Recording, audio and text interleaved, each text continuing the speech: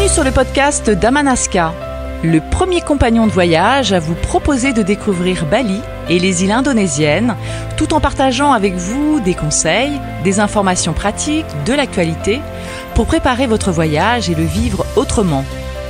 À travers nos expériences, nos coups de cœur, les histoires d'hommes et de femmes inspirants, nous allons vous raconter ce pays que nous aimons, où nous vivons.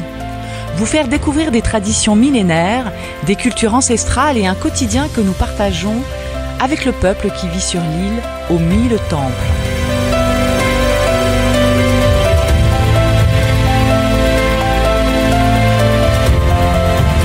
Om Swasti Astu. Je suis David Mott, le directeur d'Amanaska Bali, et nous sommes, entre autres, spécialisés dans les voyages en famille, et nous avions envie de partager avec vous des astuces pour préparer son voyage, des tips, comme on dit, des conseils.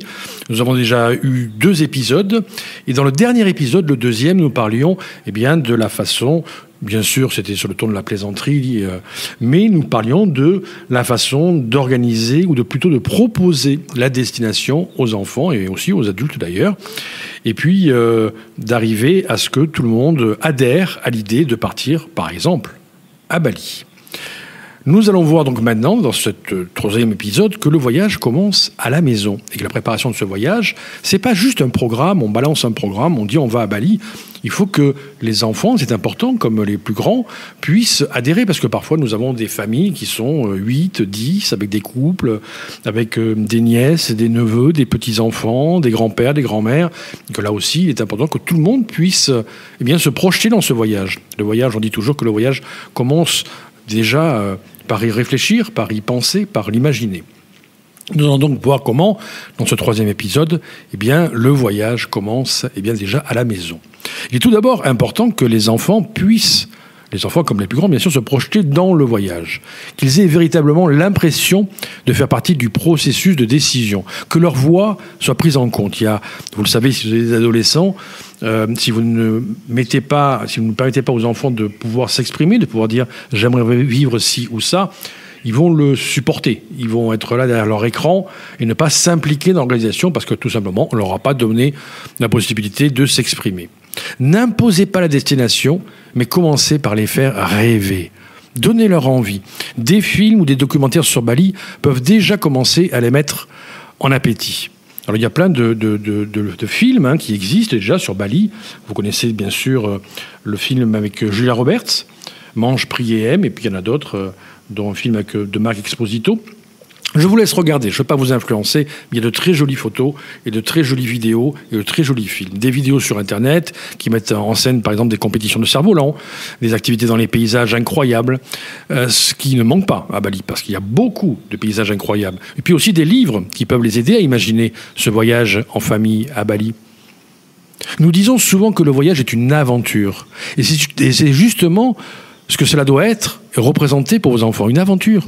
Ce qui vous permettra par la suite de leur confier des responsabilités, à la hauteur de leur âge bien sûr, mais pour les rendre plus acteurs. Cela commence par des petits jeux entre vous. Vous leur faites deviner la destination, comme on l'a vu à travers un quiz. Alors devinez où on va cette année. Alors attention, c'est pas à Palavas, c'est pas en France. Alors on va aller un peu plus loin. C'est oui. Oh oui, c'est plus de 10 000 kilomètres. Oui, il fait chaud. Oui, il fait beau. Oui, il y a de la plage, de la jungle. Et puis au fur et à mesure, les enfants, comme les plus grands, vont s'investir dans cette recherche et essayer de deviner. Voir ce qu'ils connaissent déjà, ou comment ils imaginent Bali. Nous partons à Bali, mais comment vous imaginez? Qu'est-ce que, pour vous, c'est Bali? Rebondir sur les activités que vous pourriez faire ensemble. Vous savez qu'à Bali, le cerf-volant, on pourrait, créer des cerfs-volants ensemble. Toi qui aimes aller à la plage, faire voler ton cerf-volant, on pourrait en faire un rien que pour toi. On pourrait, effectivement... certains voyageurs, tous les soirs, avec leurs enfants, lors du dîner, ils font jouer au jeu des questions. Tous les membres de la famille préparent des questions sur Bali et chacun doit essayer d'y répondre. Alors, pourquoi l'île de Bali s'appelle l'île aux 1000 temples? Oui, non, vous ne savez pas. C'est quoi une rizière? Quel est le nom d'un bateau balinais? Bon, c'est un petit peu compliqué. Comment on dit bonjour à Bali? Et au fil du temps, les questions deviennent de plus en plus compliquées. Chacun se prête au jeu. Il faut faire un petit peu de recherche et l'île de Bali devient de plus en plus concrète. L'imagination des enfants est sans pareil. C'est ainsi que des parents proposent à leurs enfants de dessiner leur prochain voyage, de mettre des couleurs, des formes, des personnages qui représenteraient Bali. Au lieu d'attendre la fin du voyage pour dessiner, ils le font avant d'avoir vu Bali pour voir un petit peu leur imagination, comment ils perçoivent le paysage, les gens qu'ils vont rencontrer. Bien évidemment, il faut garder la surprise, et pas trop concret non plus, parce que sinon ils vont être déçus, parce qu'ils imaginent quelque chose avec des fruits. Mais ça c'est vrai en plus, à Bali il y a plein de fruits partout, des mangues, donc je ne sais pas, ils pourraient imaginer des choses avec des licornes, mais non, il n'y a pas de licornes. Alors, il faut donc garder un jardin secret, mais que vous allez pouvoir par la suite partager ensemble.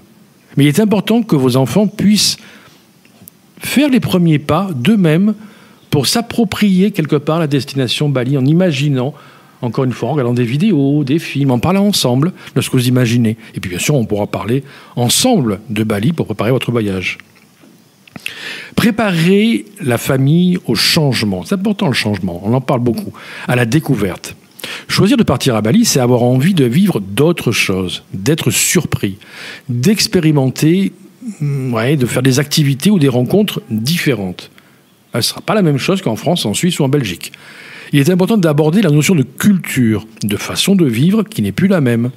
Cette découverte peut, si ce n'est bouleversé, tout au moins déranger vos enfants, comme vous-même d'ailleurs. Des fruits particuliers à goûter, oh, j'aime pas.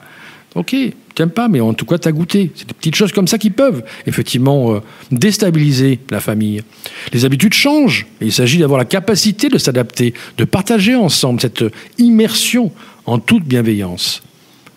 Mais c'est aussi à vous de retrouver votre âme d'enfant. Émerveillez-vous de la différence, et cela commence par vous préparer à perdre vos repères. À tester, goûter, essayer, et à montrer l'exemple pour que vos enfants, à leur tour, s'adaptent plus facilement. De ce côté-là, nos voyageurs ne manquent pas d'imagination. Ils organisent par exemple des dîners découvertes avec des saveurs d'Asie. Alors, par exemple, ils prennent des fruits exotiques, des plats atypiques qui vont demander aux enfants, et bien sûr, vous allez y participer, de faire travailler les papilles. Il ne s'agit pas de déguster exactement les mêmes plats qu'à Bali, bien sûr, mais plutôt d'habituer vos palais à de nouvelles saveurs. Gingembre, fruits de la passion, fruits du dragon, brochettes de poulet, poisson, différentes recettes à base de riz. L'esprit étant d'exacerber la curiosité. Que les enfants eux-mêmes proposent de nouvelles saveurs, sous forme de challenge, et que les repas deviennent une préparation à la découverte gustative. Ça évitera d'ailleurs, par même que sur place, vos enfants demandent des pizzas ou des frites, et qu'ils soient ouverts à des menus différents. Là aussi, on le fait souvent après le voyage. Tiens, on va retrouver du nasi goreng, du mi goreng, ça va nous rappeler nos voyages à Bali, nos vacances à Bali. Oui, mais vous pouvez le faire aussi avant, pour essayer, pour dire, ah là là, fruits de la passion, oh, tiens, une fois que vous serez sur place, ah, c'est pas le même goût que les fruits de la passion qu'on a goûté, Essayez d'émerveiller les enfants et de les préparer à la découverte. Des idées simples, on l'a vu, comment mettre un petit peu d'encens dans la maison de temps en temps, parce qu'il y a beaucoup d'encens à Bali. Débattre ensemble sur les différences culturelles dans le monde, sur la notion du temps aussi. D'essayer d'apprendre quelques mots d'indonésien, s'initier à la méditation. C'est aussi des pas qui vous amèneront à lâcher prise quand vous serez sur Bali. Car je vous rappelle que si vos enfants doivent être préparés à partir à Bali et à s'immerger complètement dans l'esprit balinais, vous aussi, vous devez être prêts et pouvoir partager avec vos enfants toutes ces magnifiques expériences que vous allez pouvoir vivre. Voilà, nous venons de voir ensemble qu'un simple voyage peut devenir prétexte à un projet commun qui va vous demander, bien sûr, d'impliquer chaque membre de la famille. N'oublions pas, cependant, de laisser une petite place à l'inconnu quand même, de ne pas tout dévoiler ou de donner une image trop concrète de la destination. Ça va être comme ça va être comme si. Ben oui, mais il faut laisser une petite part de surprise quand même. Hein.